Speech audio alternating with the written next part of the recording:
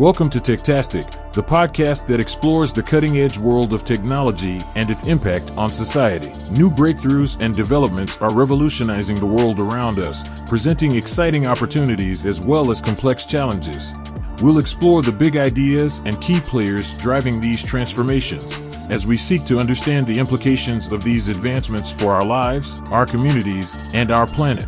Join us on this journey of discovery and exploration as we navigate the fascinating and ever-evolving world of technology. This is Techtastic. Dave Sobel, welcome to It's Techtastic. It is lovely to have you here. Thanks for having me, Christian. This is going to be great fun. You have a podcast that we were just talking about, which sounds like something my listeners should definitely be listening to. What is the name of your podcast? So my show is The Business of Tech, and it's a daily news and commentary show where I offer news stories of the day with a segment called Why Do We Care, to give you perspective on why I think those stories are important.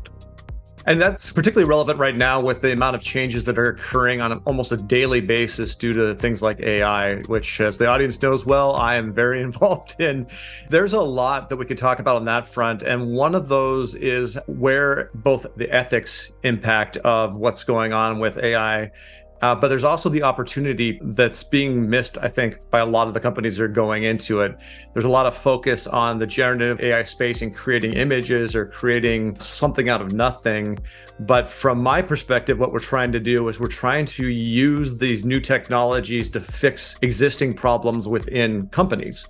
And you don't hear a lot about that. I think it's probably because it's the plumbing. It's not the sexy part. It's the part that just needs to get done. Well, and I smile and go, for any of us in services, like the plumbing and the boring bits, yeah, that's the best, because that's the bit everybody needs, and that's the bit you're going to make money off of, because you're going to put it together. I'm with you that I think this is at a super exciting time. I like it because it's a complex problem with multiple outcomes and different results for different organizations, which immediately when I say all of that, again, consulting, custom bespoke work, that's all great services revenue. That's why I think this is important. And anything with tough ethical concerns and areas where we have to think about how that applies to the business, again, super relevant, interesting areas. It's kind of like a mashup of technology and compliance and regulatory and big vision all at the same time. And I wonder why there isn't as much excitement about it. I think it might be because it is plumbing, it's in the wall, it's not visible, so it doesn't feel sexy. But I wonder if it's also just a lack of, you and I have been in this field for a while, right? Like I can look at you and say, yeah, he's been doing this for a while, and I've been doing it for 30 years. It takes a lot of experience to really understand what's needed, where it's needed, what impacts things are going to have. And with any new technology, you tend to just have a lot of exuberance, and I'll just call it youthful exuberance and energy coming in. And it takes a while for those of us that have been in any space to go, wait a second, how can I apply this to where I've been? And to take that in, because it's just a lot to look at. And somebody that doesn't have that experience just can't make those connections at all. And so they're just looking at the flashy first. Yeah, to a certain degree. I mean, you're exactly right. Like that's what grizzled experience gets you, is right. I've been burned enough times to know what's bad. And by the way, those of us in the implementer world, we know also that like most of the time, the hype doesn't live up.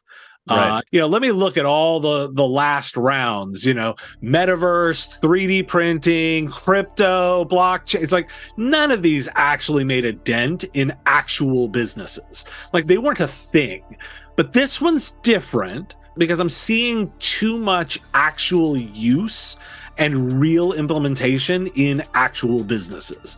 And that's the bit that I look for is, oh, wait a second, the use cases became pretty obvious pretty fast that there were real things we could do here. Now, there's a lot of things you shouldn't do here too, which is why let's put some guardrails to it. But it's exciting because the use cases started becoming obvious fast, and then you kept finding new ones. So let's talk about those guardrails. What are the places you think that it's just an obvious miss, like shouldn't go there? Well, just don't let the AIs do everything. Like, I think that's the obvious one to start with. Like if you look at every bad experience that we're chuckling with, it's where somebody just blindly took it. I love picking on that lawyer that got into trouble by asking ChatGPT to write the briefs that it quickly made up a whole, because again, we're all groaning because it's like, Yeah, dude, I could have told you that was going to happen. That's true. But by the way, that's true of every technology we've ever done. If you just let it do without any actual thought and review, it's going to be a disaster. And it's a great example because we chuckle about it, but that also makes a quick emotional attachment. We, the listener, the user, can immediately chuckle and go, oh yeah, I feel that embarrassment because I totally say it. But it's a good use case to say, think about that. He could have used it as a draft and start reviewing it and say, oh, wait a second, this isn't actually right.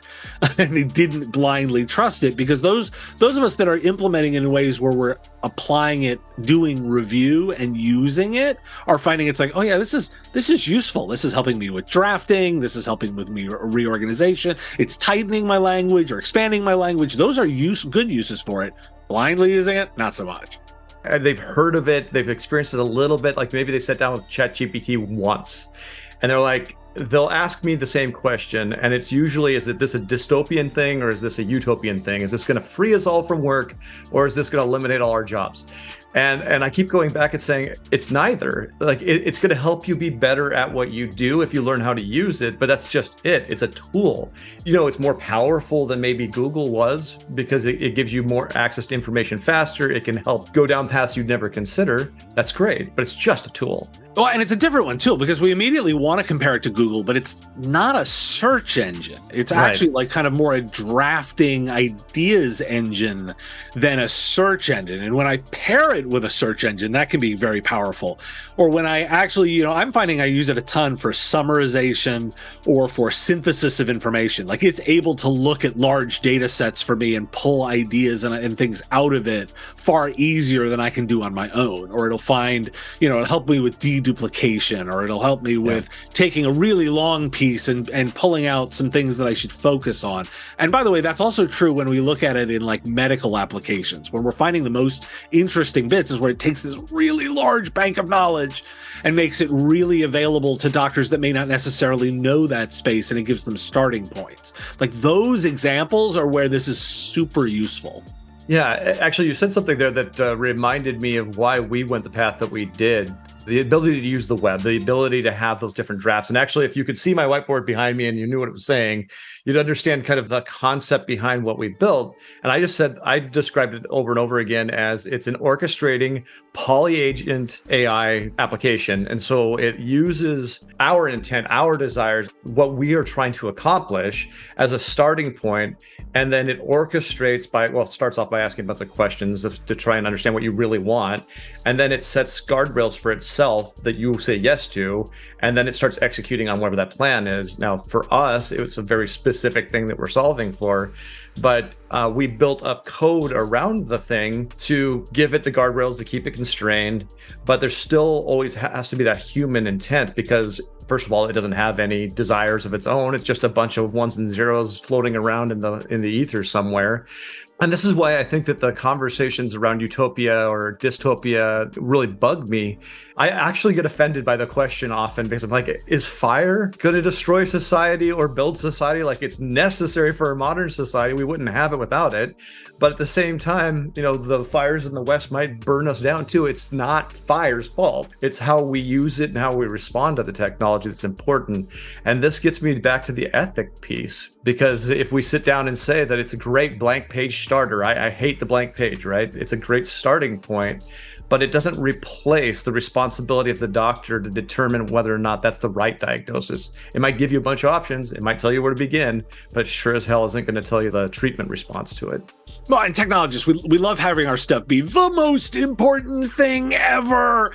And we're really full of ourselves sometimes on that stuff. And ultimately, like you want to link this back to customers, right? The people that actually will buy these things. And we want to link it back to the outcomes of their results with that. And when we can show improvement in the thing that they do, now it's actually something that is really important, right? And that's the linkage that we need to do. And we need to make that real for customers. That's when these scenarios are going to be useful. And I'm 100% with you. Like this is all about like humans using this stuff to do human stuff and be better humans. Like that's really what what we're trying to get to, right? And we're going to measure that in all kinds of different ways. That may be in legal, we're going to measure that different than we do in medical. We're going to measure that different in retail. We're going to measure that different in automotive and manufacturing, like each individual bit. And that's where, like, you know, I love marinating in that kind of services businesses, because that's the kind of interesting, fun bit, is becoming the expert, not only in the technology, but in the industries that you're applying it to, and bringing the two together to create some kind of interesting value. That's really fascinating to me, is that services space, because you see so many different domains, you see so many different use cases just by being in it, right? Each customer is going to have a different way that they implement. They're going to have a different need. And so you're getting a good view of how AI, actually, you mentioned a lot of topics that I think are just fascinating as a, why didn't they pan out to be the way that they should have been? Like, why wasn't blockchain a big deal? I have my opinions on it. I thought it was a terrible idea to start with, but each of those is topics that we want to talk about here. But what's different about AI? Why is AI so different? It's getting adoption so much faster. People are finding uses for it. Is it because AI is a general technology, more like fire or a wheel, that can be applied to many different things, whereas 3D printing, blockchain, VR seem like they were a technology purpose-built for something that maybe isn't that important? So for me, I think what the key difference is that there is real tangible outcomes that we can make with this bit. I also want to push a little bit back on the, like, hey, it happened real fast. Like, anybody in the AI space will point to the decades worth of work that they've been doing to get to this point. They hit an inflection point and things have accelerated really quickly. And additionally, they had a really good accidental consumer launch, right? That made general awareness very, very high. I think those are the kind of bits, but what also I think that final little bit is that there's enough there that end customers, real people, can say, oh, I see what it does and how it's useful to me. And there's a lot more examples of that in AI, specifically as we're talking about generative AI. There's a lot of applications where people immediately go, oh, I see how this works for me. Whereas something like blockchain, even a lot of the blockchain people really struggled to explain, like, what it's for. Yeah. like what do we do with it? And, you know, if you can't explain it to your parents, there's kind of a flaw there. By the way, they're also known as customers. Like, they are not the technologists, and they're the people that are going to actually buy this stuff and use it. If you can't explain the why to them, maybe there's something. Oh my wrong. goodness. Yeah. So you don't know this about me, but the audience does. The company I was in before the one I'm currently running, they brought me in to fix the problem of, like, we have this technology and we want to use it to do this thing, and we don't understand why nobody's buying it. And it was a blockchain-based company. And so I came in, and that was the first question I asked. I said, who are we solving a problem for? What problem is it we're solving? You have a technology here that maybe it solves a problem, but you've never described to me what the problem is. Right. Yeah, exactly. Like, you've got to be able to explain it. And you have to explain it to the people that have the money that will buy it. Like, it's you know, and we look, I'm a technologist for technology's sake sometimes. Like, a lot of us get into this because we like gadgets and technology and we like playing with it. And the intellectual exercise is a blast. Like, I'm totally on board with that. But at the end of the day, we're in the business of building businesses that requires revenue that comes from people that have to buy our stuff, right? And they have to buy our stuff generally with people that need to help putting it together. And that's the services side of it all. And so you laugh at it, but you really can't lose sight of that stuff. And if you lose sight of that, that's where it wanders off. Wanders off into crazy should be the title of my biography, I think. The playing with the technology for technology's sake is the danger that you get into as a technologist. It's why I consider myself a recovering technologist. I've actually, if you were to see where I live now, you'd say that guy's kind of a Luddite. Like, he's hiding from the technology world. And part of that's just to get a step away and evaluate everything from a degree removed, because I am that geek. I am the one that wants to sit down and play with everything. And I'd say that my entire audience is probably composed of those exact things. So I'm laughing because the things you're saying are the things I tell myself and I tell the audience, because it's a constant reminder. We have to remember that it's not about how fun it is for you to play with it. If nobody else gets value from it, nobody's going to pay you to use it. So you've got to focus on that first. And that's the only thing you can think about. And if you start the conversation with, check out this cool technology I just found, what do you think we could make with it? You're starting the conversation from the wrong side. Right. I mean, and I'm with you about, so I'm actually, so the other end, like I'm a big technology geek, and I freely admit that part of my hobby is playing with stuff. But in my house, there's actually a really important test. It's called the Sharon test. My wife, Sharon, if there is an actual use to the technology, I have a winner. And you know how few times that actually happens, because she's distinctly not an early adopter on this stuff, but is incredibly practical and has a really good mind for what is useful and what is not. And I can list on one hand sometimes the actual gadgets and gizmos that she has adopted because of certain use cases. And they are winners. And I know I've got a winner when I see her adopt something, as opposed to what I'm doing, which, by the way, is a hobby. If it doesn't make money, it's a hobby. But you've got the Sharon test. I've got the Steph test. And the answer that I usually, I don't want to hear, but I often hear is, that's stupid. Nobody's going to use this. Your wife and mine would get along. That's stupid, is I'm told many times. So why don't you tell us more about what your consultancy is and your podcast, and why my listeners should be listening? Sure. So I'm really focused on helping those in any realm of IT services understand what's going on in the world with some kind of analysis. There's a ton of stuff going on out there. And the problem I'm trying to solve is that there's too much to consume all at once. And you need a trusted filter that's going to look at this, review it, and put it into some kind of perspective. And that's what my show is. It's a daily news show that's roughly 8 minutes of your time. And I know everybody listens at 1.5, so you can get through it faster. But the idea is somebody's watching a bunch of that stuff, pulling out pieces. And then I answer the question, why do we care? To give you some kind of perspective, say, hey, I've been doing IT services delivery for 30 years. This is why I think this particular story is important and what you're going to do with it in your business. And so you've got that general source of the pulse of what's going on. You can get that every day. And on the weekends, I dive into a topic with some kind of expert to go a little bit more in depth to say, like, well, what do we need to know about this? Let's talk to somebody else who's a little bit more knowledgeable, who's deep in that field, and learn more about that particular field. And so that's the business of tech, is trying to give you some kind of perspective on what's going on and how you can apply it in your business. That is an amazing show to be listening to, especially right now with everything going on, technology disruption happening at an accelerating rate. Everybody's looking at what's going to happen in my space, how's it going to impact me? And it's a nice, great shortcut to find out what you should be paying attention to. Dave, thank you for being on the show. Thanks for having me. If anybody's looking for information, everything is at the website at businessof.tech. You can hit the big blue subscribe button to follow the show on whatever your favorite platform is. And I make myself available to answer any listener question, anything anybody's looking for. I'm here to help. Absolute pleasure, Dave. And that's a wrap for this episode of Techtastic. I want to thank you personally for joining us, and we'll see you next time.